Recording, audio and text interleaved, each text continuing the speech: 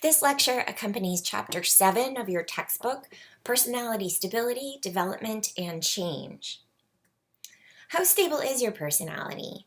People show a strong tendency to maintain their distinctive patterns of behavior throughout life. This rank order consistency means that many people tend to maintain the ways in which they're different from other people the same age. A child who is more extroverted than his same age best friend will remain more extroverted than that friend in adolescence. What are some of the sources or causes of this stability? To some degree, our early personality, also known as our temperament, is inherited from our parents. So many fundamental behavioral and emotional tendencies stem from this very early root.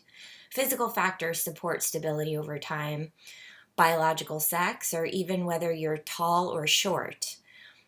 Also, your social status, or whether you live in the country or the city. These are environmental factors that contribute to personality stability. Some say birth order contributes to stability. Research on this is equivocal, and by that I mean it's debatable. The stereotype of the first child is that he or she is an assistant parent to younger children, or at least soaks up all the parent's values, goals, and resources, whereas the younger child or children have to find a role to occupy that isn't already taken up by the firstborn. Stereotypically, younger children have fewer family responsibilities, more independence, are more open-minded, and more rebellious, whereas the firstborn child is more conventionally ambitious and conscientious. Again, research shows that if there is an effect of birth order, it's quite small, less than 0.2. Finally, early life experiences can contribute to personality stability, especially if there's too much or too little stress in one's early life. Early experiences of extreme poverty or maltreatment can result in a stable pattern of chronic inflammation and poor health, in addition to particular personality characteristics. Let's switch gears and talk about how personality might change over time. This is what we mean when we say personality development. We're referring to the mean level of a personality trait over time. So if someone is concerned about whether younger adults are happier than older adults, they're interested in studying mean level personality change. Some of the research on personality development has relied on cross-sectional studies. Cross-sectional designs involve conducting surveys of people at different ages simultaneously. These studies of mean level change in the big five traits give us an idea of how much each of these traits might change between the ages of 10 and 60. Conscientiousness appears to dip during the teenage years, but then increases significantly between ages 20 and 30, more so than the other traits. Openness is fairly stable across time. Neuroticism decreases overall across time. Extroversion decreases from age 10 to 20, but then stays relatively stable. Finally, agreeableness slightly increases over time. Looking at these 5 graphs at once, notice what happens when people reach age 40 or 50. Personality consistency is greater at older ages. There's even more stability as we get older. This is the cumulative continuity principle. There is a caveat to this data, though, and that is the limitation that's inherent in a cross-sectional design. These studies aren't following the same people over time. They're taking snapshots of people who are at different ages. This is problematic because it might be biased by what is known as the cohort effect. People of different ages might differ because they grew up in different social environments. If the cohort effect is at play, differences in age are not due to age, they're due to the time period that people grew up in. For example, those who grew up in the Great Depression have particular attitudes toward money and work than other cohorts. Longitudinal studies offer a more accurate picture of personality development. In these studies, the same people are repeatedly measured over the years.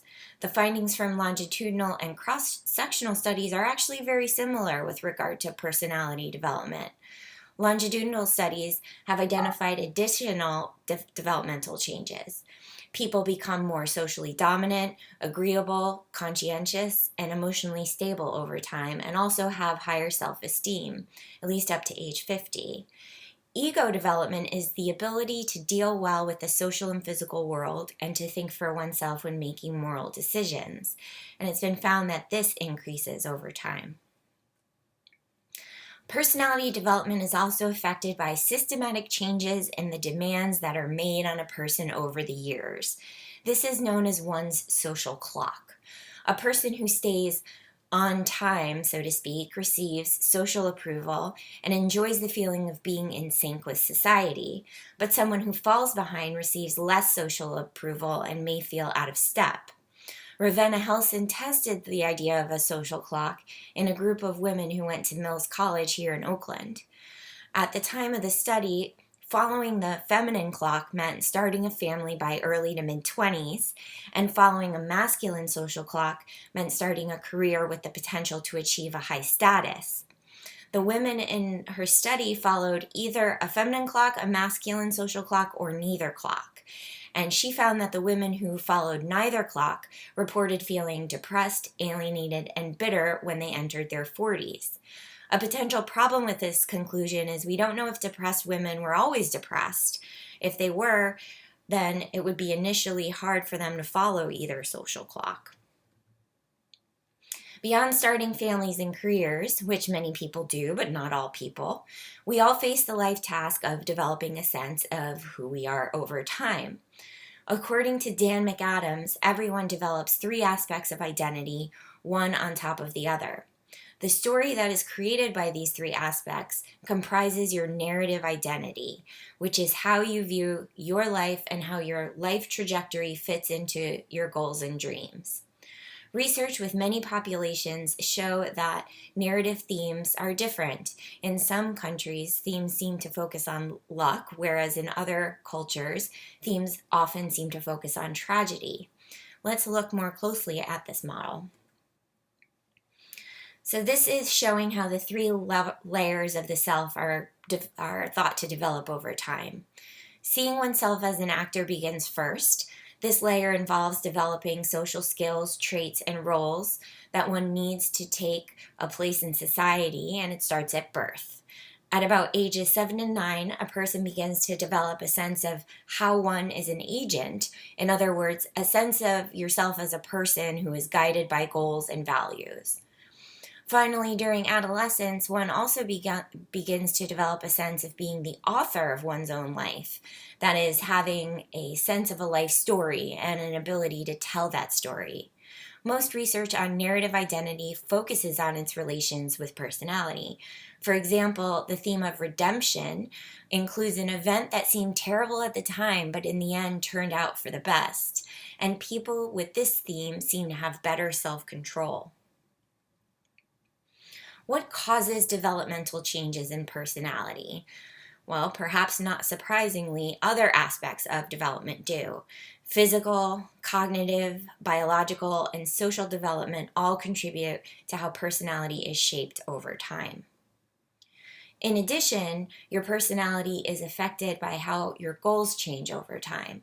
When we're younger, we're focused on preparing for the future, whereas when we're older, there's more of a focus on goals that are emotionally meaningful.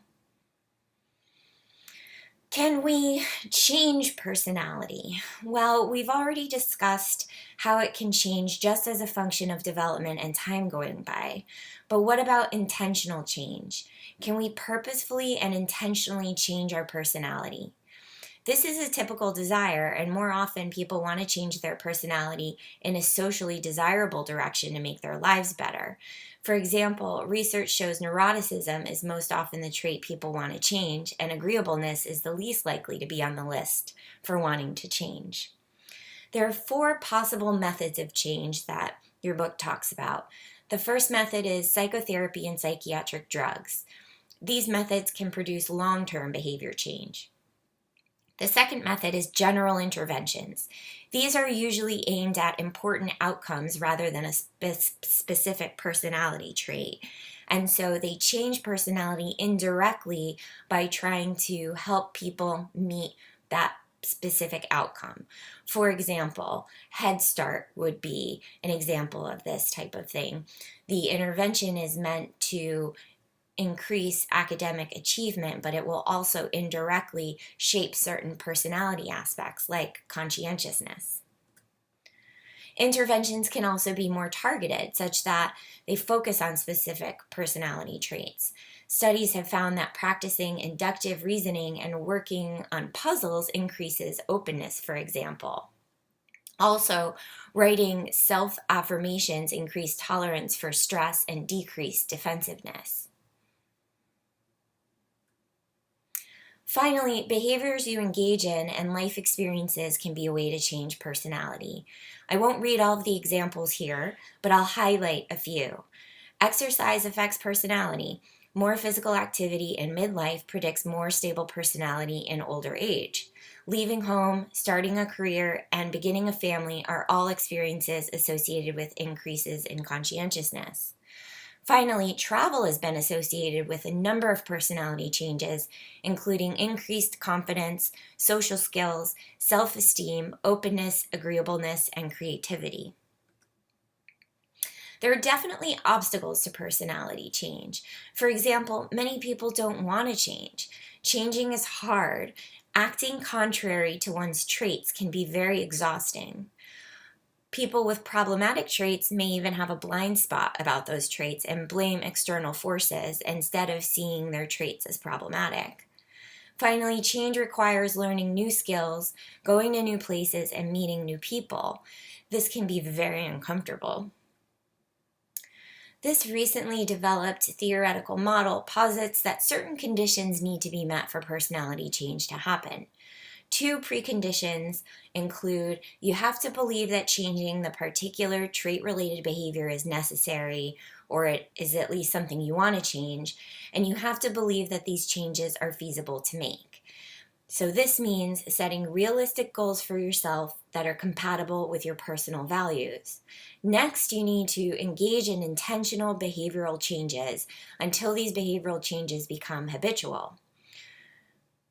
Over time, your actual personality changes such that these behaviors become a natural part of who you are.